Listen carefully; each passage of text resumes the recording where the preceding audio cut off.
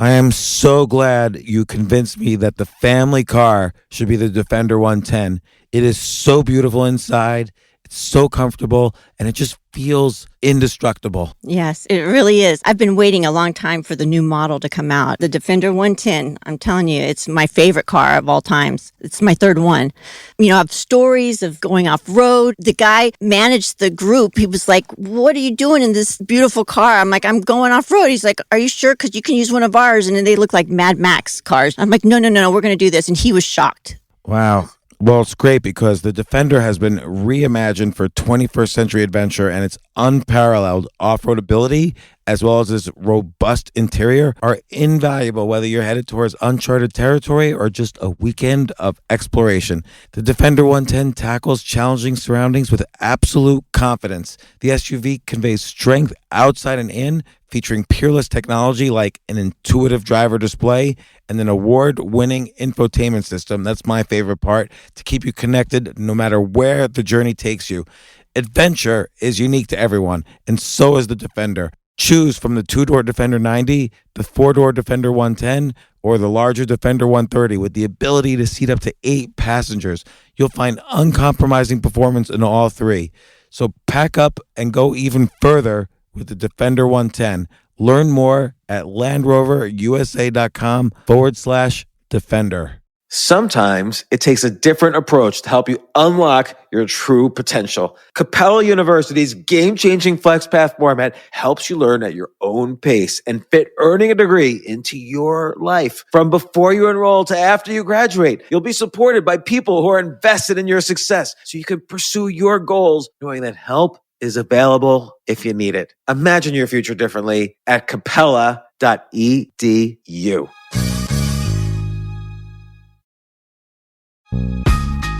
This isn't your average business podcast, and he's not your average host. This is the James Altucher Show. Today on the James Altucher Show. I grew up in school. I got kicked out of 2 high schools.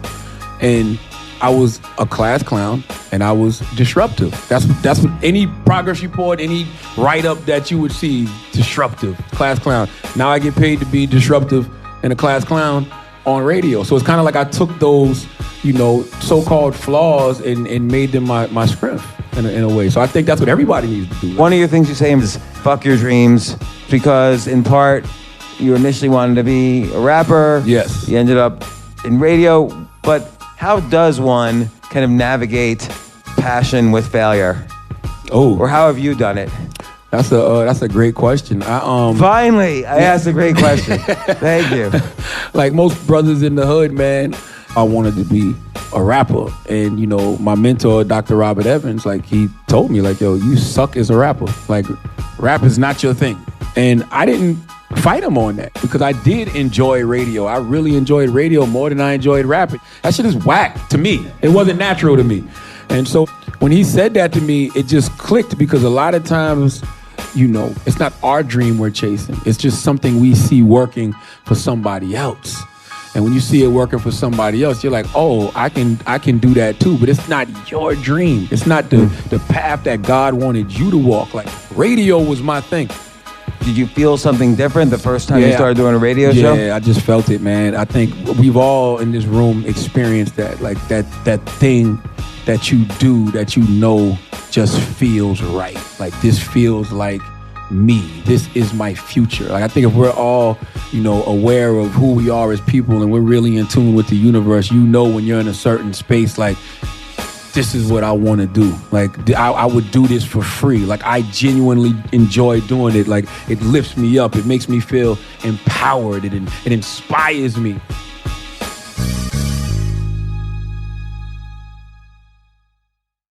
Good evening, ladies and gentlemen. Welcome to Stand Up New York. And ladies and gentlemen, please welcome to the James Altucher podcast with his special guest, Charlemagne the God. You guys ready to have a good time tonight? And now, please welcome the host of the James Altucher podcast, James Altucher, and his guest, Charlemagne the God.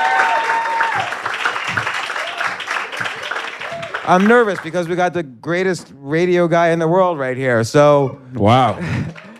How are y'all? Y'all good tonight? What's happening? Not enough drinks on the tables, James. They not serving liquor yet? Or it's too early? Yeah, are we not serving liquor yet?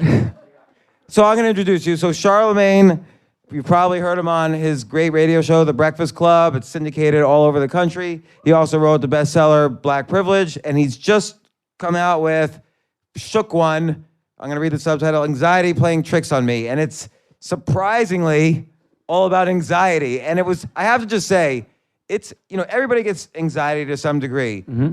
And it's almost like shameful to talk about it. And I think what makes, and this is a lesson just in terms of whether you're a performer or whether you want to do well in your job or whether you want to rise up as a radio icon, you're so honest in here, it's kind of ridiculous. Like towards the end, I'm not giving any spoilers, but towards the end, you're even describing anxiety like when you had a threesome 20 years ago, which girl to focus on. And I can't relate. You've had some type of indecisiveness, I'm sure, right?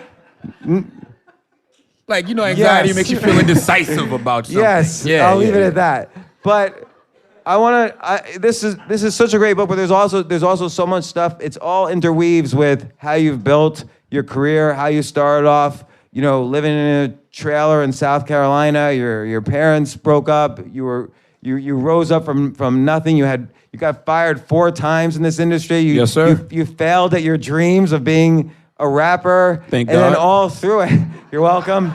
I failed at my dreams of being a rapper as well. And that was a joke. And yet, through it all, the interweaving of anxiety ties in very well with your success. Like, and not everyone just comes out of a trailer and says, I'm going to be the biggest radio guy in the world. Yeah. You did. So first off, I want to know why'd you want to write a book about anxiety as opposed to like some boring book about being on the radio or whatever? You say that, but that's like literally probably one of my books in the future, just all about radio stuff. But yeah, I'll help you nobody with gives that a fuck. But to me, man, I just sat back and I was like, it wasn't like I set out to write a book about anxiety. It's not even like I set out to write a book about mental health. I really was just keeping a journal of all my experiences. When I started going to therapy early, last year, I started writing out things that were giving me anxiety now, things that historically had given me anxiety. And then you know how it is when you start going to therapy. When you start going to therapy, you start unpacking all kind of stuff you didn't know existed. You get to the source of like your PTSD or trauma from things that happened to you when you were younger. And then you start thinking about stuff that happened with your parents. And it's like, oh, I love my father, but no, I hate my father. And then I love my father again, all in this whole, span of like two or three months period. And then when I was just writing the journal and just keeping notes of all my experiences, when it came time, for the book publishers, how they hit me. You wrote 21 books? Yes. Yeah, the book publishers hitting you like, hey, we'd love another book from you if you got one. And I was like, well, I mean, I got all of these pages about me going to therapy and anxiety and PTSD and trauma. Like, I can tell you all about that. Well, I want to break down each one of those things. So, first off, you taking the notes of all these experiences and all your anxieties, I think a hard thing for me, so I go to therapy, a hard thing is, I feel like it's homework. Like on the way there, I always have to figure out like, well, what went wrong with me this week? So I have something to talk about with her for an hour. Ooh. But then I just realized it's great for me to take notes in the therapy session because then she's so smart, the doctor, I could kind of rip her off a little bit and write a blog post about what she says. But I tried to do that with my book. I was trying to transcribe everything that she was saying, and I felt like that was whack because I feel like that was her messaging for me. So that messaging was really just for me to explain my feelings better in that book, and then I went and got an actual mental health therapist, Dr. Ish Major, to give the clinical correlations. I feel like you just called me whack a little bit right there, but it's okay. Just a little bit, I mean. But what made you decide, what was the first thing that made you decide to go to therapy? And then we could rewind and talk about your career, but I'm curious about this. Things just got very overwhelming. Like very, very... What was happening? I hate to sound like a dick, but too much success. Like, and you start questioning yourself, like, you know, are you worthy of this? And then you start thinking about like my mom who only made like $30,000 a year, and then you start thinking about, you know, just people that you know who may need help, you know, back from your hometown, and they ask you for things, and you start to feel guilty for you wanting to make purchases for yourself. And as soon as you about to make a purchase, you're like, well, damn, somebody did just ask me for this, you know, a couple days ago, and I know that they could really use it. So that was just one of the things. And then, like, you know, overwhelming parental paranoia. Like, I got 3 daughters now. You know, last year it was just, you know, 2, but now I got 3 because I've been fucking. And it's like, you know, it just was like constantly thinking about the world and the effect that the world could have on my kids. And, you know, my daughter's 10. So it's like you can't control what happens to her when she goes to school, and you see things like school shootings on television, and you hear about human trafficking, and like all of that stuff like bugs you out. And for me, I really believe that my thoughts become things. Like, I really believe in the power of my mind in that way. Like, I'm a, you know, law of attraction type of guy. So the things I want to happen in my life, I constantly think about. The things that I don't want to happen, I try not to think about at all. So when you got those thoughts just constantly popping in your head, you think that something bad is going to happen, and you're going to be the one who manifests it. So that's what gives you the panic attack. So what made me start, you know, just actually going to therapy was to get a handle on that irrational anxiety. Well, you know, you mentioned how success, obviously failure generates a lot of anxiety too. 'Cause you have to 100%. raise the kids. But then success, people don't realize, is a different type of anxiety. It's enormous because there's so many situations you can get yourself into where, you know, the bigger they are, the harder they fall. You could get fired again. You could get a million people on Twitter hating you. You could get, you know... You know my life? Wow. I do. Yeah. I prepared. I listen. I'm always curious, and you don't really mention it in the book so much, but it's sort of implied a little bit. What do you think self-sabotage is? Do you think that's a real thing? Do you think people sabotage themselves? Yeah, 100%. People get in their own way all the time. You know, that's one thing that I've never, you know, had a problem with doing. There was a time when I was getting in my own way, but I was really, really, really young. And that's when my father, you know, told me that if I don't change my lifestyle, I'm gonna end up in jail, dead, or broke sitting under a tree in Moncks Corner, South Carolina. And when I started to like get arrested myself, and then seeing people around me actually going to prison for long stretches, and seeing people around me getting killed, and, you know, people that I admired and looked up to, they were really broke sitting under the tree. That's when the light bulb went off over my head, like, oh shit. Like, my father is right. So that was a moment where I started using that fear as fuel, because I would literally have panic attacks of one of those 3 options happening, right? So it's like, for me, I didn't get in my own way because I stopped myself from getting in my own way. Like, when I just needed to bump my head 1 or 2 times to realize, like, oh yeah, it's real out here. And luckily, I was one of those people who got the opportunity to learn from my mistakes, you know, and move on from those mistakes when I was young. And I think a lot of times these kids nowadays, man, they're not getting second and third chances the way that we did Or they when give we up. was younger. Or they give up. I never gave up. And the reason I never gave up, because I don't have a plan B. I didn't go to college. I don't have no degrees. I don't have a wealthy family I can fall back on. I knew that it was either sink or swim for me. Like, either I'm going to do this and go hard at it, or I'm going to really be broke sitting under the tree in Moncks Corner. And you mentioned this in your last book, Black Privilege. Like, you talk about essentially persistence, work hard, do what you love, and basically, and even do for free. You know, be willing to do what you love for free, to kind of climb up. And we were talking upstairs to build your network and get the connections. And the best way to do that is just to throw yourself at something you love. How did you know you loved radio? And then whenever anyone begins something, there's always going to be, you're going to suck at it in the beginning, even if you love it. And you're going to have to recognize that you suck. I never and sucked. keep continued. All right, you never sucked. I wasn't as good as I could have been, but I didn't suck. I had a natural, raw talent. And the reason I know that is because other radio personalities used to tell me that.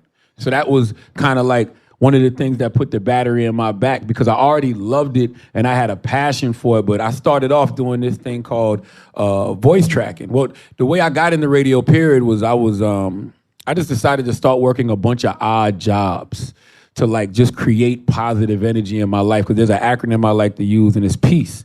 And this positive energy activates constant elevation. And like for the lifestyle that I was living, like, in and out of jail, selling drugs, hanging with the wrong crowd. I knew that in order to change my life, I had to change that lifestyle. And part of changing that lifestyle was cutting that off altogether. And so I started working mad odd jobs. I worked at, my first job was a warehouse called Industrial Acoustics Company. I got fired from there after a couple weeks.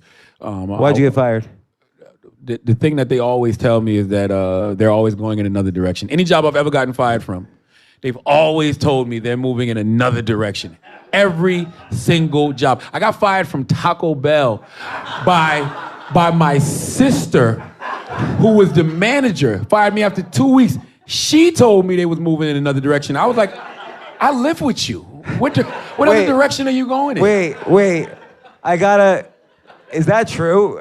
That's 100% true. So wait, why did you tell your sister, I know the script, I know you're lying right now, it's not another direction? What did she tell you what you did? It didn't, that whole phrase didn't even like hit me until the fourth time I got fired from radio in 2009. I've been fired from 4 different radio stations. When I got fired in 2009, I got a homegirl named Kendra G.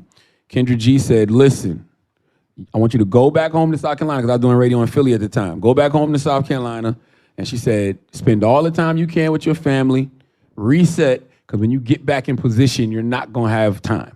And the next position I got into was the Breakfast Club. And she said, every time they call you into these offices, because I used to tell this story, like every time they call you into these offices, they tell you that they're moving in another direction. She said, it's not them moving in another direction, it's God moving you in another direction. And the reason I always embrace that is because every single time that I would get fired, I would always like get fired up. Like I would always end up at a better radio station. So on the one hand, there's an element of surrender. So if you find yourself in a bad situation, and you talk about this in Black Privilege, learn the lesson from it. Yes. But then there's also this element of surrender, like, okay, something bad happened. I don't know what direction I'm being moved in, but I need to surrender to it, and that helps reduce the anxiety. Yeah, I didn't realize that lesson until later too. Because the first time I ever got fired from radio, I really thought like my life was over. Because you got to think, I didn't go to college.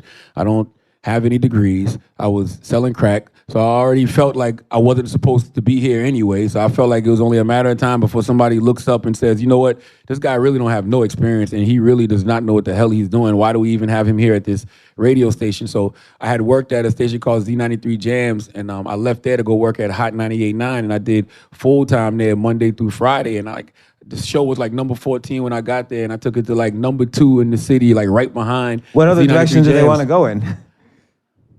That's a good point. But they fired me. And the guy that fired me, his name was Corey Hill, and he took away like, they took away all my features, so they was just trying to like break me down a little bit. And then after they took away all my features, they eventually fired me. And he fired me so ill. He fired me like you know how on Friday when Craig was like, I got fired on my day off? Like he literally fired me on my day off. Like I literally was away for the weekend from like, I used to work Monday through Saturday. So I took off that Friday and Saturday, and I was down in Miami doing some work because I used to work for this independent record label. And when I got back, he was like, yo, I don't want you to come back to work until me and you have a conversation. And I was like, okay, when's that going to be? He said, I'll call you. He didn't call me for like 3 days. So then the general manager calls me. I was like, yo, why haven't you been coming to work? And I was like, because your program director told me not to come in until we have a conversation. And then me and the general manager had a meeting, and he basically told me how Corey Hill, the program director, thought he couldn't work with me, and I was arrogant, and yada, yada, yada. But didn't the general manager want to make money? I mean, you took the radio station up. He did, but he was only the general manager, not the owner.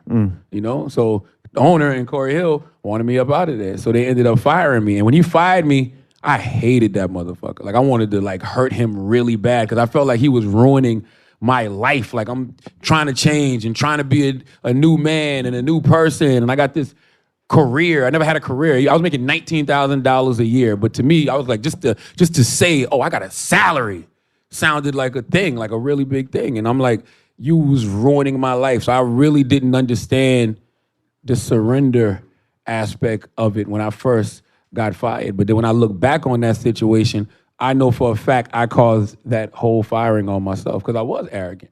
I was feeling myself because I was never, I was always cool growing, but it's the difference between being hood cool and actually being on the radio and, people looking at you like some type of local celebrity. Like I remember the first time I went to this club called the Nightlife in King Street, South Carolina, and my name was on the marquee.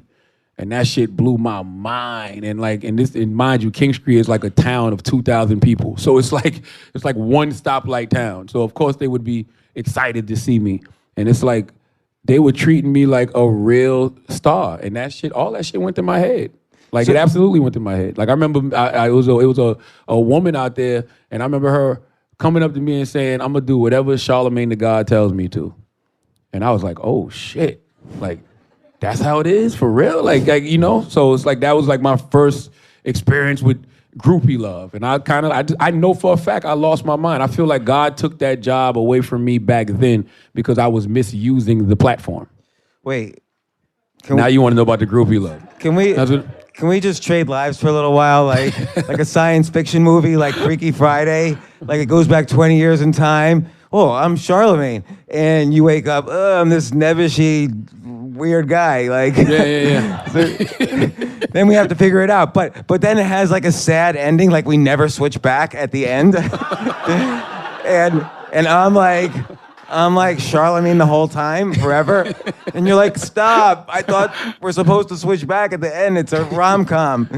It's a tragedy. It's not changing.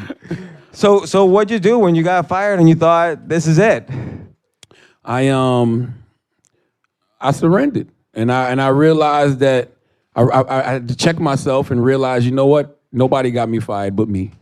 That's number one. Like I was blaming everybody else and blaming Corey Hill, but the truth of the matter was it was me and it was my arrogance. And so at the time I was doing independent. I was working for this record label called Never So Deep Records, and they were a subsidiary of MCA. But the guy, his name, he's a great mentor of mine. His name is Dr. Robert Evans, and his son's name is DJ Bless. He's a producer.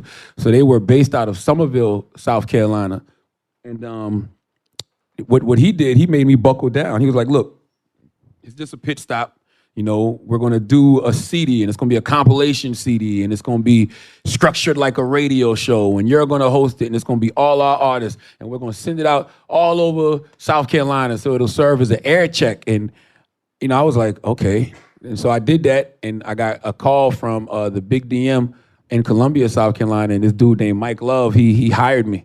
To come do radio in Columbia, South Carolina. And that was like an eye-opener for me because I didn't know that I could do radio anywhere else. And that's what made me so mad at Corey Hill because I already had worked at 2 stations in Charleston, South Carolina. And at the time, that's all I knew was Charleston, South Carolina. I never even been on a plane. I didn't get on a plane until like 2002.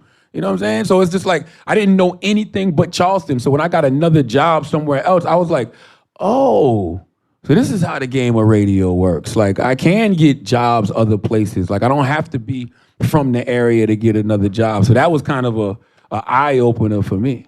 And so what happened next? I started driving to Columbia every weekend, which I was happy for because my now wife, she started going to the University of South Carolina.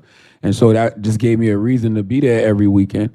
And so I started doing radio there, and they were owned by a company called Inner City Broadcasting, and they weren't really a hip hop station. They just turned to hip hop for a moment because the ratings were bad, and they knew that hip hop was the popping thing. So once the ratings shot back up, and they started getting more advertising, they decided to flip the station back to urban adult contemporary. So therefore, I didn't have a place to be anymore. But what they did was they actually bought the other hip-hop station in the market, which was their main competition, Hot 103.9, and they moved me over there.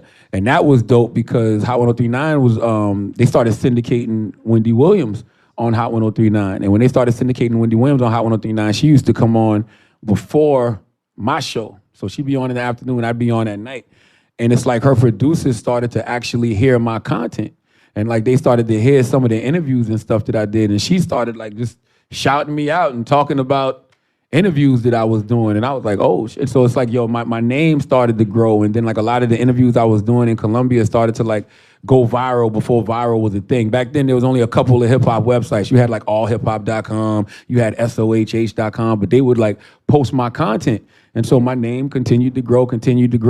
And then I actually got fired. How many firings we on now? One, Hot 99. I got fired from Hot 1039 in Colombia. And the reason I got fired from Hot 1039 is because two reasons. Well, one reason. There was this guy who used to be a manager at this club in Columbia, South Carolina, and there was always the urban legend that he was putting date rape drug in women's drinks and taking advantage of them, but nobody could ever prove it. But then one day, this young lady pressed charges against the guy, and the guy got arrested, and they had his mugshot on the Richland County website, and so I took the mugshot and put it up on my MySpace page and wrote like this, long woke caption about how we gotta watch this business and we can't frequent these places that are doing these things to our women. And the guy sued me.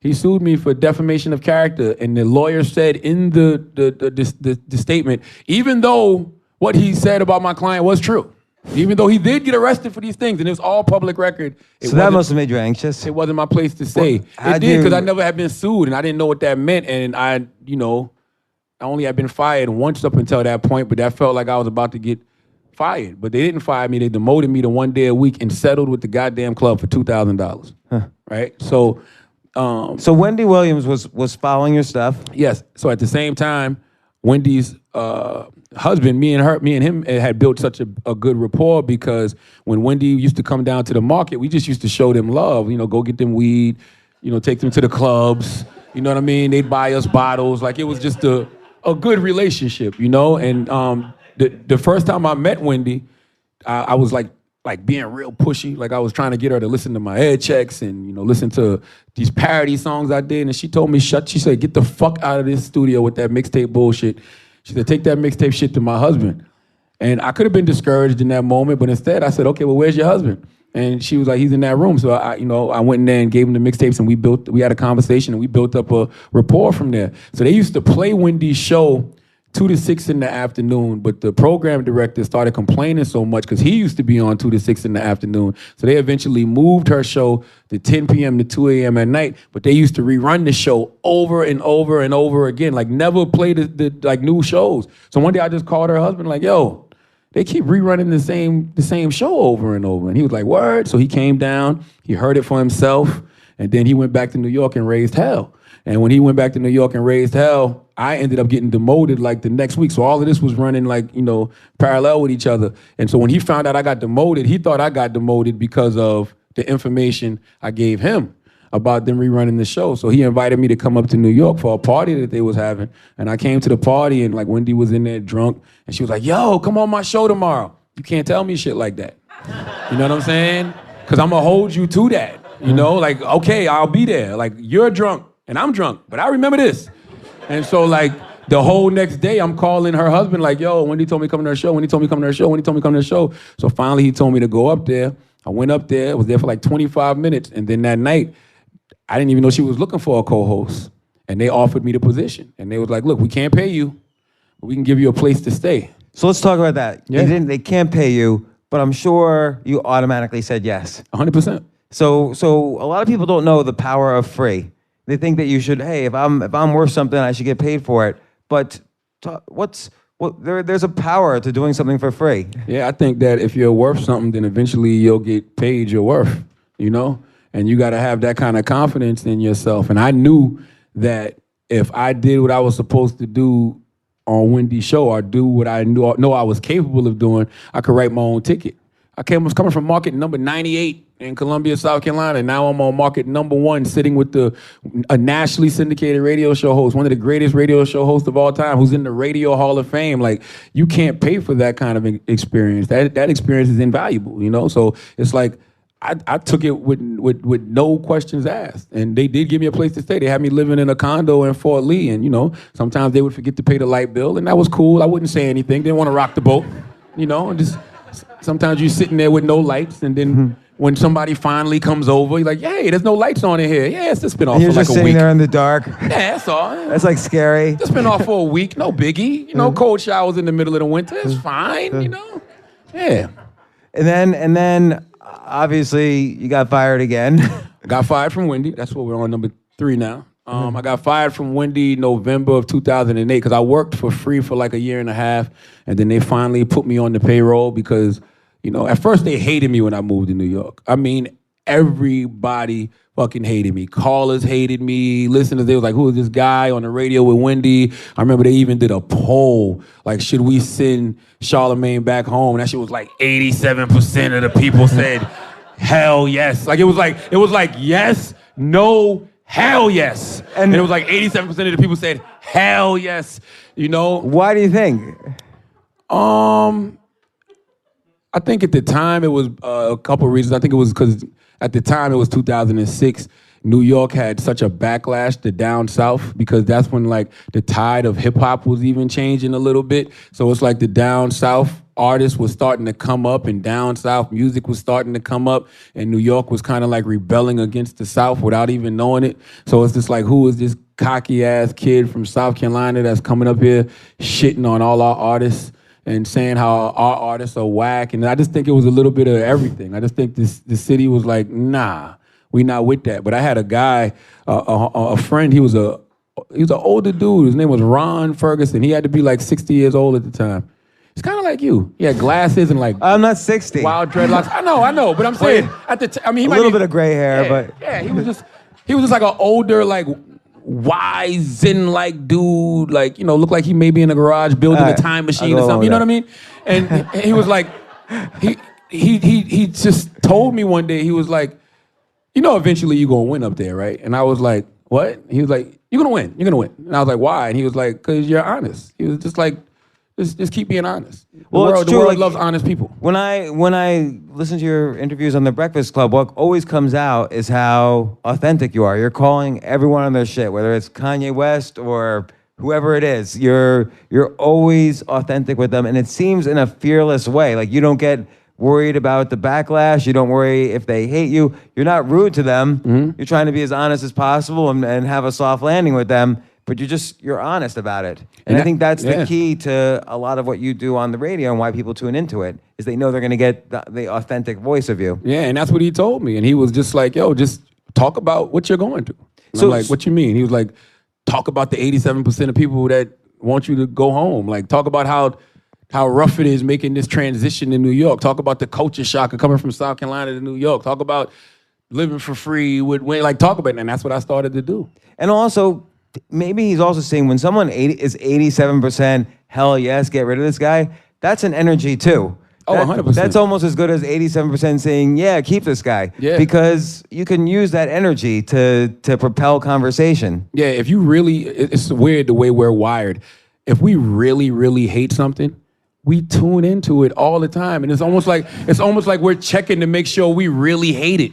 Yeah. You know what I'm saying? It's like when you go to your favorite restaurant, you go there because they got great food. It's like when you really don't like something, you just need a little peek at it just to be like, oh, I can't stand that motherfucker. Yeah. I don't know why. It's like, why do you think the Kardashians are who they are? You know what I'm saying?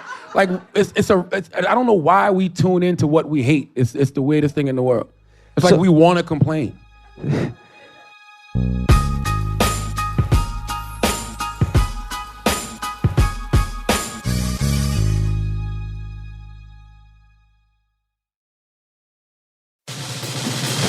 These days, we're all investors, trying to be smart with our money despite our worst impulses. But at iShares, we believe that deep down inside of every investor is a better investor.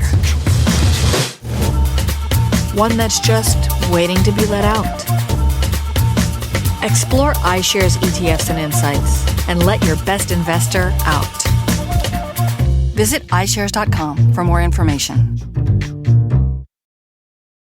You know what I love about fantasy sports is that even though I'm not going to be a great basketball player or a baseball player or a football player or whatever, I feel like I get to participate and make decisions and use my knowledge of these different leagues or these different sports to compete. So it's like I can pick my team or I can pick my favorite players, and I could use my knowledge to make predictions and maybe even make money. So with the basketball season here, you can now pick combo projections across football and basketball from the Specials League on Prize Picks. This is a league created specifically for combo projections that include two or more players from different sports or leagues. Want to play alongside some of Prize Picks' favorite players like rapper Meek Mill and comedian Andrew Schultz, who's also been a guest on this podcast, and I've been a guest on his?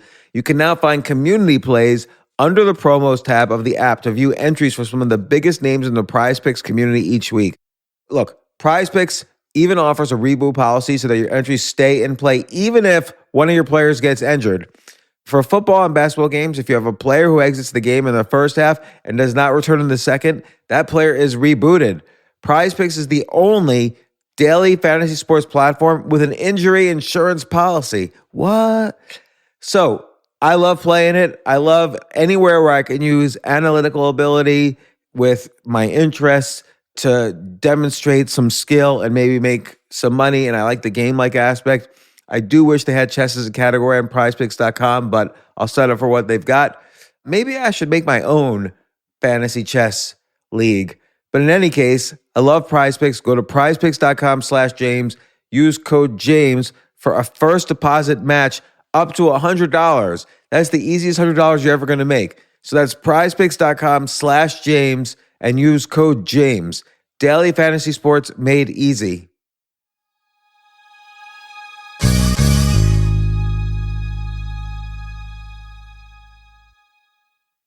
The future of learning is definitely online. Like, it's such BS that you have to spend $200,000 or take $200,000 in loans and go to some fancy school when it's useless. It doesn't guarantee you a job. Most employers, including me, do not care about degrees or grades or anything like that. We want to care that you love what you're doing, that you know what you're doing, in some cases that you have experience or that you're willing to learn. But people in general love learning and are curious. Like, the key to success is curiosity. And I think masterclass.com is the perfect model for online learning. I'm really happy they're sponsoring this episode. If you're going to give a gift, give the gift of learning. Masterclass makes a meaningful gift this season for you and anyone on your list, because both of you can learn from the best to become your best, from leadership to effective communication to cooking.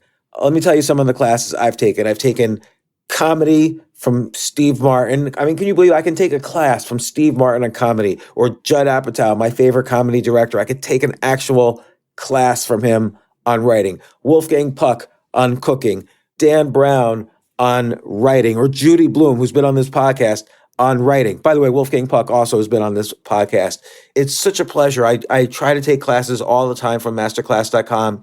And whether you're watching Masterclass on TV or listening in audio mode in the app or on their site, the quality speaks for itself. It's like these Masterclass instructors are your own personal mentors that are going to help you reach the next level. How much would it cost to take one-on-one classes on comedy from Steve Martin or on chess from Gary Kasparov? You just wouldn't be able to do it. But it would cost hundreds of thousands of dollars. With a Masterclass annual membership, it's $10 a month. Memberships start at $120 a year for unlimited access to one-on-one classes with all 180 plus Masterclass instructors. So it's not just $120 for one instructor. You get all 180 plus Masterclass instructors. Boost your confidence and find practical takeaways you can apply to your life and at work. And if you own a business or are a team leader, use Masterclass to empower and create future-ready employees and leaders. That's the real education in today's world. So this holiday season, you can give one annual membership and get one free at masterclass.com/JAS. JAS, of course, stands for the James Altucher Show. So right now you can get two memberships for the price of one at masterclass.com/JAS. Masterclass.com/JAS. Offer terms apply.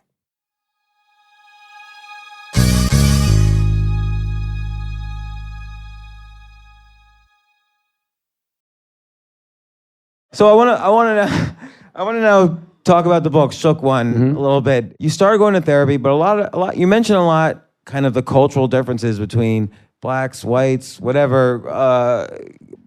People don't, black people don't want to go to therapy, and they don't acknowledge that they might be feeling anxious. And you say there's a difference in the level of anxieties between black people and other races and stuff. So what's What's up? When people hear you go to therapy, what do you see as their reactions? Do you think this will kind of encourage people to say, hey, this is a viable option for you? It's not a weakness? Yeah, I don't even know if it's the fact that black people don't want to go to therapy. It's just something that's not a resource that's available to us when we're growing up. At least it wasn't for me. Only time I used to even hear about therapy was on Frasier. And then when I started watching like Girlfriends, and I think it was Jill Marie Jones' character Tony used to go to therapy, but back then therapy was like when you're driving and you get rear-ended and then you start faking injuries and you got to go to therapy, a couple times out of the month just to, make sure that settlement is right and where it needs to be. I just think that it's just a resource that people aren't aware of, and like now when they hear me talk about going, I would hope that it encourages people to go. Like, I just found out that my mom used to go 20 years ago. Like, when my mom and my father were getting a divorce, she was going in. I didn't know that. But if I would have known that 20 years ago, then I would have known that there's this resource available that just helps me organize all the bullshit I got going on in my brain. But again, like, so many people avoid it or deny that they could have problems in their brain. Like, and not that anxiety is a problem in the brain, but anxiety disorder is a real illness, and which I never knew until this year, by the way. I just thought anxiety was anxiety. Like, I didn't know it was like an actual condition. I didn't even know that anxiety fell under the mental illness umbrella. Like, I had no idea. Well, like, and you give as an example, like, let's say you've been shot at, or you've been arrested a couple of times, or you're selling crack. There's anxiety, like, the next time the police guy turns the corner, or the next time someone turns, I could get shot or killed or arrested or whatever. Yeah. And then that PTSD creates more generalized anxiety than the average person's going to experience. Yeah, I got a chapter in the book called Blackanoid. And it's about being black and paranoid in America, because I just feel like it's a different set of circumstances that we have to deal with that other races don't. And it could even be like PTSD could even be post-traumatic slave disorder. Like, a lot of that pain could be passed on from our ancestors. Police used to be the original slave catchers. So maybe when they get behind me, it's not just the videos of of Michael Brown or Philando Castile or Alton Sterling or Walter Scott that makes me paranoid. It could be just the fact that those are the same people that used to catch my ancestors. Now they trying to catch me. So how does like, let's say, talk therapy help in that, when it's what's happening there is, let's say you see a police car now or something that triggers one of these past events. Yeah. Is it talk therapy that helps, or do you need medication? Or no, I'm not on medication yet. I'm not opposed to it. But for the most part, therapy's been helping me out a lot. I think it helps me because that's one of the reasons I chose a white therapist. When I first started, that's racist, man. No, I can tell you why. Kidding. When I first started, I wanted an Asian woman therapist, and that's a fetish. No. But I wanted an Asian woman therapist because I wanted somebody that was going to be like totally neutral. Like, I wanted somebody that didn't understand my world professionally or personally, didn't have some of the same biases that I may have, some of the same, preconceived notions about the world that I may have. Like, I didn't want to go in there and be talking to somebody who I'd be like, yo, man, white people are the devil. And they'd be like, yes, they are. Like, no, I wanted to like talk to somebody that's coming from a neutral place. But if you think trying to find a black therapist is hard, try to find an Asian woman therapist. Okay, so I ended up talking to this white woman, and she's been really good for me because she doesn't know anything about my world. And I think that she's learning from me just as much as I'm learning from her. And sometimes I'll unload on her, and one time in particular, she just went, woo! And I was like, that was a lot, right? And she was like, yes, that's a lot. And she just sat there for a minute. And I thought that was so dope because she wasn't just so quick to regurgitate something from the Four Agreements or, the power of intention. She just sat there and let it sink in for a second before, she replied to me. And so that's why I thought it was really good to have somebody who was neutral, because it made me realize I'm not crazy. And it made me realize that the things that are bothering me would bother anybody if they were in that circumstance. Because I think a lot of times, man, people just, being a black man in America or just being a black person in America, you wonder if people give a shit.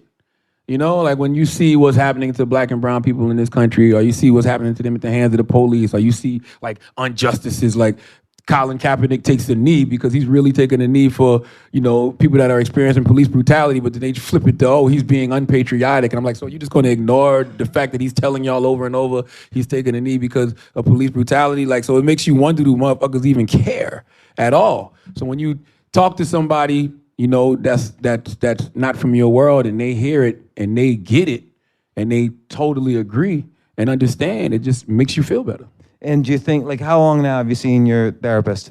A year and some change. So do you think it's A, do you think it's helping? And B, here's the one question I always have about therapy. When I get a cold, I go to the doctor might give me medicine, and then I never go to the doctor again. When you go to therapy, it's like you check it. It's like the hotel that you check in, but you can never get out because it like feels like therapy never is supposed to end. They're like, well, we'll talk about that next week. We're finished now. We'll talk about that one next week. It's always to be continued. Yeah. So does it end? No, and I don't want it to. Like I've like right now, So it's like a coach sort of thing. Yeah, I feel like that's like having a gym membership and then you just work out just enough. Like, oh, I'm good now. I got muscles. No, you got to keep that upkeep going. You know what I mean? What's a gym membership? What is it? You go there for protein shakes.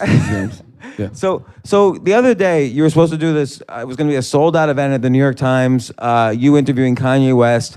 You decided to cancel it because you felt Kanye West was admitted in the past being bipolar. He was sort of now in denial of it, and you felt it wouldn't be the conversation you wanted to have because he's off his meds and maybe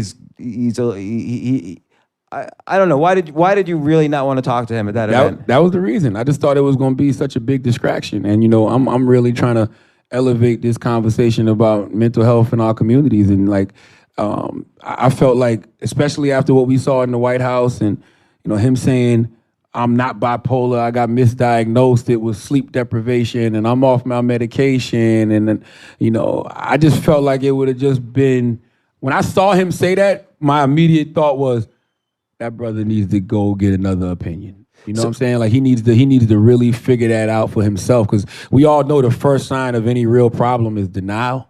And I think that one of the reasons that he may have backtracked is because of the reaction that he got from the general public when he admitted that he was bipolar. Like everybody, he was thinking that, he might have been thinking in his mind, damn, as soon as I said I was bipolar and I started embracing it, everybody started treating me like I'm crazy. No, we treating you like you're crazy because you're running around here with the MAGA hat on and, hugging on Donald Trump saying you love this man. Like that's the reason people are really treating you crazy. But I feel like even with that, we got to have a little bit more empathy. But let's say your conversation with him at the New York Times was this, that you basically said to him, look, you've admitted you had bipolar, second opinions are important, medication's important, therapy's important. What would that conversation have gone like, do you think? I don't think that's an interview worthy conversation. Like that's a conversation you should really be having with a therapist. You know what I'm saying? Like I shouldn't be on stage challenging him on whether or not something is wrong with him. Like, no, listen, you're fucked up. You are fucked up. You need to go get some help. Like, nah, that's not the right way to do that. Then I'm sure he becomes defensive at that point, And then now all of a sudden the headline is Kanye West goes into long rant at New York Times, Times Talk with Charlamagne, and then it's nothing about mental health. And I just feel like I'm not going to continue to add on to the circus like that. It would have just been a circus. I think so anyway. Do you think he's kind of backtracked a little bit and maybe realized his condition, because now he's sort of said that, I've been fooled, or I've been, he's kind of changed gears a little bit in the past few days? Yeah, I spoke to him a couple of days ago. When I spoke to him a couple of days ago, he was quite clear just in general. And I'm like, oh, you back on your meds. You're just not telling nobody. You know what I'm saying? Because I know the difference. Like I've seen him when he's not on his medication, and I've had conversations with him when he's clearly on his medication. I could just tell. So I just feel like, whatever help he needs, I hope he gets. And I think that we don't do anybody any, service when we're constantly exploiting something when we know something is wrong with a person. Like it becomes exploitation. Because if the man is telling you he used to be bipolar, not used to be, he's telling you he was bipolar, then he's saying no, it was sleep deprivation, and he's not off his medication, all conversation should stop right then and there. It should be about nothing other than, make sure this man gets the help that he needs. Period. Like we shouldn't even be listening to any words that are coming out of his mouth. Like why? Like clearly, like the man is a little bit unstable at times.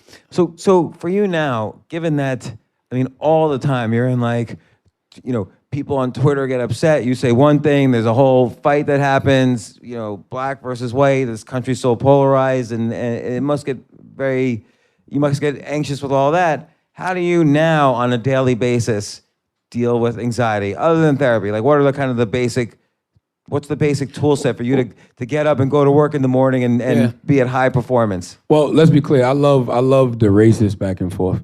And the reason I love the racist back and forth is because I'm only calling racists on their bullshit. You know what I'm saying? Like, I'm only calling out racist bigots. Like, we all know all white people aren't bad, just like white people should know all black people aren't thugs or whatever they want to stereotype us as. But we live in a generation where it's like the Klan took their hoods off. Like racists are proud about it. Sexists are proud about it. Homophobes are proud about it. Islamophobes are proud about it. So you can call them on this shit, and I'm not upset with them when they, get upset with me and send me death threats and stuff like that. But just to set the positive energy for my day, I wake up in the morning, I pray. I read out of my daily affirmation books. I got 2 of them. One of them is Your Best Life by Joel Osteen. The other is The Daily Stoic by Ryan Holiday. And then, when I get in my car, I listen to either 90s R&B, or I listen to Oprah's Super Soul Conversations, or I listen to nothing. I ride in silence, and I don't really touch my phone for at least an hour until after I wake up. And then, that's when I tweet out, thank you, God, for another day of life. And then somebody will tweet me back, God damn, I can't wait till I don't see this tweet anymore, And by that time, I'm prepared for it. And you talk about it in this book, a detox from social media is a pretty good thing. And I've actually been trying it myself. And when I started doing the research on it, people touch their cell phones 2,600 times a day. And they're on their phone an average of 4 hours. In America, they're on their phone an average of 4 hours and 40 minutes a day. It's unbelievable. It's unbelievable. So I've started, not always, but I've tried not taking my cell phone out of the house, because I have it actually with me right now, but most of the time I try not to take it out of the house, because then I know there's no other way. I can't deal with social media if it's not with me outside the house. But what's the effect of social media on you? You need social media for your job to some extent. I guess. Yeah. I just feel like we're in verbally abusive relationships with our smartphones.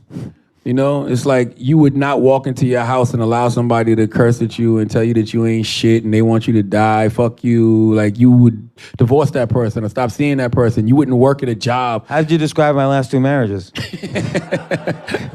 You wouldn't work at a job where your boss is doing the same thing, yelling at you, screaming at you, telling you that you ain't shit. But we literally choose to be in verbally abusive relationships with our smartphones. We go on Twitter, we go on Instagram, we go on Facebook just to get shit talked about us. Like, it's the weirdest thing in the world. Like, it's a beautiful Saturday night, 6 o'clock, you go to your Twitter, next thing you know, you're in a fucking Twitter feud with some stupid motherfucker with a Homer Simpson Abby, and you don't even know why.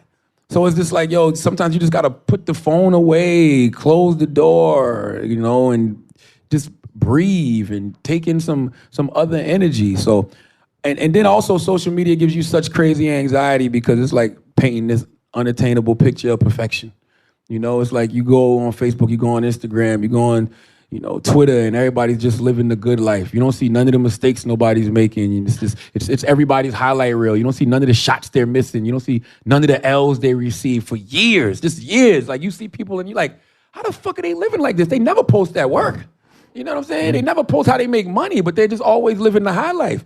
And then I think that unattainable picture of perfection that's being painted on social media is being pulled into the real world. And nobody wants to talk about mistakes that they're making. Nobody wants to talk about the times they feel down. Like, nobody wants to talk about the times they're depressed. Nobody wants to talk about the bad shit no more. And it's like everybody's walking around faking perfection. So imagine being a young kid and then you make a mistake.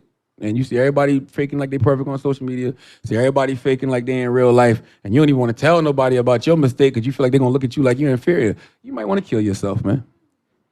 Yeah. Do you personally feel that? Like, if you, like, let's say whether it was yesterday or 2 years ago or 5 years ago, did you, or when you were fired, would you go on like social media or whatever? You see all these strangers. Did you get that low at any point where you felt like, oh my God, I was just fired. All these people are huge successes. I want to kill myself. Nah, I never wanted to kill myself over social media. I mean, it's been things that have bothered me. You know, like I said, if I tweet out, "Thank you God for blessing me with another day of life," and then somebody hits me with the "damn, I can't wait until I don't have to see this tweet no more," like that's like, what the fuck? Like it's 6 a.m, bro. Like, right. You know what I'm saying? Right, it affects you no matter. Like, Sometimes people are lucky and they hit the buttons. Like most people try to hit you and they'll miss. Yeah. But some people don't know where you're most fragile inside, and they'll hit you. That adds to my anxiety, because I always be telling my wife, like, yo, the scariest thing in the world is knowing that it's somebody out there right now plotting to destroy you in some way, shape, or form. You know what I'm saying? Like they really sit. They're not just actively wishing that you fail. They're cooking up something, because they know that a lot of times nowadays in the era that we live in, social media, nobody cares about the truth and the lies we're entertaining. You can just throw shit out there. I've had a white wife my whole career, and she's not. She's black. But that's what I'm saying. On social media, they say she's white. Like, and I'm like, huh? Like, it's this picture that they've been sending me of it's not me, but they send it to me. I almost said myself. That's how much they send it to me. It's a picture of a man butt naked on all fours. And he's just got a bald head and a fat ass. And he's looking at the camera. And I'm looking, they've sent this shit to me so much. And they'd be like, explain yourself. And I'm like, and I've been looking at this same picture for 5 years. And I'm like, do I have to explain myself about it? Like, I know this isn't me. Did you ever, you should bring that guy on your show. I don't even know who that dude is. But it's like they send me this shit all the time. So I'm just saying, like, it's people that are actively working against you at all times. And that's a feeling that keeps you on edge. Like, you ever, wake up in the morning and you got 800 Twitter messages. And you're like, okay, what the fuck happened last night? You know what I'm saying? And you'll be surprised how much that affects people, man. I got a homeboy right now, and he's somebody that everybody knows. And like, I'll text him and just be like, yo, how you doing? And he'd be like, what happened? He don't even say, yo, I'm good. He'd be like, what happened? Right, and then I gotta go Google his name just to make sure shit ain't happened. That's not normal, bro. That's not a normal way to live. You know what I'm saying? So, but it comes with the territory, I guess. So I want to reel back a little bit to the beginning. One of your things you say in Black Privilege is, fuck your dreams. And it's because, in part, you initially wanted to be a rapper. Yes. You ended up in radio, which, by the way, could be, you could say you stuck with the umbrella of the same dream, which was being a voice in the culture and being a communicator, an entertainer, a performer. So they're not the same, but it's in the same category. But how does one kind of navigate passion with failure? Oh, or how have you done it? That's a great question. I mean, finally, I asked a great question. Thank you. Like most brothers in the hood, man. Like, the people we see who are successful that look like us, they're usually in entertainment or athletics. So that's why I wanted to be a rapper. And my mentor, Dr. Robert Evans, like, he told me, like, yo, you suck as a rapper. Like, rap is not your thing. You know what I'm saying? Like, you should stick to this radio thing, because you're like really good at that. And if you focus on radio, you could be one of the biggest radio personalities in the country. And I didn't fight him on that. And the reason I didn't fight him on that, like, I didn't even feel the need to want to prove him wrong, because I did enjoy radio. I really enjoyed radio more than I enjoyed rapping. You go in the booth in the studio, and you hot and you sweating and you off beat, and yo, run that back, and you done 1 2 1 2, just trying to catch the beat. Like, that shit is whack to me. It wasn't natural to me. And so it's like, when he said that to me, it just clicked, because a lot of times, we it's not really our dream we're chasing. It's just something we see working for somebody else. And when you see it working for somebody else, you're like, oh, I can do that too. But it's not your dream. It's not the path that God wanted you to walk. Like, radio was my thing. And I got a tattoo on my arm. I got this when I was mad young, and it's Wolverine holding a microphone in his hand, because I thought I was going to be a rapper.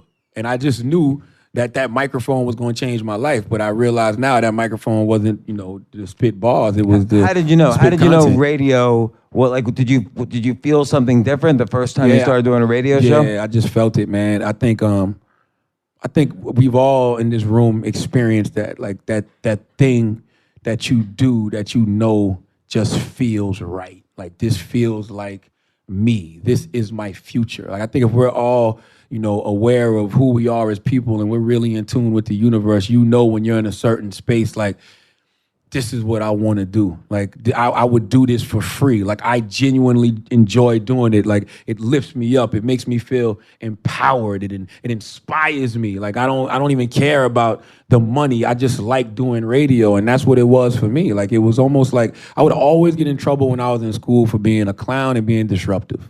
So someone listening to this who is trying to figure out, like, I'm 40 years old. I just got fired from some weird job. I want to figure out what I love. I don't know. It's been 20 years of working the grind. I want to do now something I love. What could be the first step? Not the 40? last step, but the first step. At 40? Yeah. I don't know. You should have had that figured out by 40. 40? Don't let them down. Don't let them down. They're listening. I'll tell you one thing. Don't rap. They're listening in their car. Nobody's going to respect a 40-year-old rapper trying to make it. Okay? But they're listening in their car. They're on the edge of their seats. They're listening to you. What they want to reinvent. They just got fired. That's not that easy. I got to hear more. Like, it's got to be a little bit more nuanced than that. I need to know exactly what it is you're trying to do. Because it is a lot of people at 40 that's quitting their jobs because they want to be entrepreneurs now, but it's because they have products that they want to sell, or they got T-shirts that they've made, or they've got some idea for an app that they want to push now, and all of that's great. But I got to hear more. I got to know exactly why you're quitting your job at 40 years old, because I thoroughly believe that it's 168 hours in a week, and I believe that it's more than enough time to chase your dreams and deal with your reality. And the reality is you got bills. And the reality is you probably got kids at 40. And the reality is you probably got a significant other you need to take care of. So after you do your 40 hours or, whatever it is a week at your job that's dealing with your reality, then use the rest of the time to try to, chase your dreams. Right, because at some point in their lives, like you said, everybody in this room has had at some point that feeling, this is something I would do for free. Yeah. And even if they can't, they're not going to like immediately apply to be a radio host somewhere, but maybe there's little steps that they could take. Well, I mean, the radio thing worked for me, and that's what I said earlier. I grew up in school. I got kicked out of 2 high schools, and I was a class clown, and I was disruptive. That's what any progress report, any write-up that you would see, disruptive, class clown. Now I get paid to be disruptive and a class clown on radio. So it's kind of like I took those, so-called flaws and made them my strength in a way. So I think that's what everybody needs to do. Like, sit back and figure out what it is that you're good at, or what you were disruptive at the age of 13. Exactly. That might be your thing. Like, you might have been the guy who was in school who just always drew all the time. Like, you was just always drawing, and you was a very good drawer, and you used to get in trouble for not doing your homework because you was always drawing. Did you ever pursue art? Ever? Did you ever, think to get into animation maybe? Did you ever try to write your own comic? Did you ever do illustration for some books or anything? Like, you just have to really pay attention to the things that you're good at that you may not be getting paid for, or you may even be getting in trouble for, and try to find power within that. So, I'm so grateful you came on the podcast, and we're here in front of this great live audience. I just want to mention again, your book just came out. Yes, sir. Shook One by Charlemagne the God, Anxiety Playing Tricks on Me. Also, maybe most people don't know, but you have a role in the movie Bodied, which is coming out tomorrow. Bodied will be in theaters tomorrow. It's produced by Eminem. It's a Joseph Kahn film. It's a dope concept because it explores political incorrectness through battle rap. And I tell people all the time, we live in this country where we think we have freedom of speech. And we do. You're free to say whatever you want, but it's really not free. It is a cost to it because you may offend some people, and you can't tell somebody how to react to things that you say. You know, somebody may not like something you said, and they may fire you, or they may, you know, not hire you, or they may slap the shit out of you. You don't know, but you can't tell people how to react. And I think that this movie, it really explores that in a really cool way through the device of battle rap. So it'll be out in theaters tomorrow, called Body. And I just want to say also, just the, you know, Shook One, I really do view this as a guide to not only success, because we see your ups and downs, your failures, all the things that you worried about over the past few decades, but then the steps you took to deal with this anxiety. And it's, you could see why people are attracted to the show. Your voice is very authentic and honest. It's a great book. I highly recommend it. Well, and you're just as authentic as you are on the radio, which is incredible. Thank you. And I want to tell people, don't think that you're going to read this book and your anxiety is going to go away. That's not what this book is for at all. I took more medication after reading this book. You might have. Yo, I tell my therapist that all the time. I'll be like, yo, I tell my therapist, who do you talk to after you talk to me? You know, but like, is she on 79th and Park? Because maybe we go to the same one. Nah, she's in Jersey. But I'm just sharing my experiences with anxiety, my experiences with PTSD, my experiences with, you know, things that happened to me when I was younger. And it's interesting because I turned 40 this year, and I feel like I thought I had everything all figured out. But it's like when you transition into like this new decade, it's like a switch goes off and you realize like, my God, I haven't unpacked anything from the last 39 years of my life. So it's like I can't go into the future with all that baggage. It's like my plane's only gonna reach a certain altitude. Like I gotta get rid of some of this baggage. And that's what I feel like I did in that book. And that's why I have a actual mental health professional in the book named Dr. Ish Major, just to do clinical correlations to all my experiences, because I'm not an expert at nothing, okay? I just got some experiences and I'm sharing them. And I really, it's been very interesting to watch the reaction to the book this past couple of weeks, because I didn't realize like anxiety was such a tough thing for people to talk about. Like I got people whispering to me on the sets of TV shows like, thank you, because I suffer from anxiety and I'm on everything right now just to keep it together. And I'm like, all right, cool. Like, you know, we all in this together. So I just hope that book just makes people want to live their truth when it comes to just anxiety, having fears. It's okay. Well, you know, and it's a great book. And I want to just add to one thing you just said. You said you don't know anything. I certainly don't believe that. You know, you've risen up in your career. You're an enormous success. Millions of people listen to you. But there's something to be said to saying I don't know anything, because I'm gonna misquote Einstein, just like you misquoted Einstein in the book, but you admitted it. Mm-hmm. But you know, Einstein would put down on his, you know, whenever he had to fill out something, what do you do for a living? He would put, I'm a student. And it's a powerful thing to always view life that way, and it also helps reduce, at least for me, some anxiety. But I do think you know a lot, and this book is great. And thank you so much, Charlemagne the God, for coming on the podcast. Thank you for having me. Thank you, James. Appreciate you, man. Thank you. I will add that everybody who's here now can hang out at the bar, eat, drink, network. I thought you was about to say everybody in here get a free book, like on some Dr. Phil shit. You're also getting free books. So hey. And one more thing is that you can all stay for the 8 p.m. comedy show. So I hope you do, because I'm emceeing it. And once again, thank you, Charlemagne the God, and get your free book. Thank you all for coming out tonight. Thank you. Thank you very much to Charlemagne the God and James Altucher.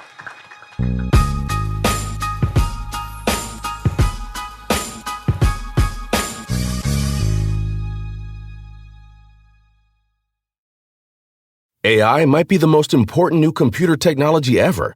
It's storming every industry, and literally billions of dollars are being invested. So buckle up. The problem is that AI needs a lot of speed and processing power, so how do you compete without costs spiraling out of control? It's time to upgrade to the next generation of the cloud, Oracle Cloud Infrastructure, or OCI. OCI is a single platform for your infrastructure, database, application development, and AI needs. OCI has 4 to 8 times the bandwidth of other clouds, offers one consistent price instead of variable regional pricing, and of course, nobody does data better than Oracle.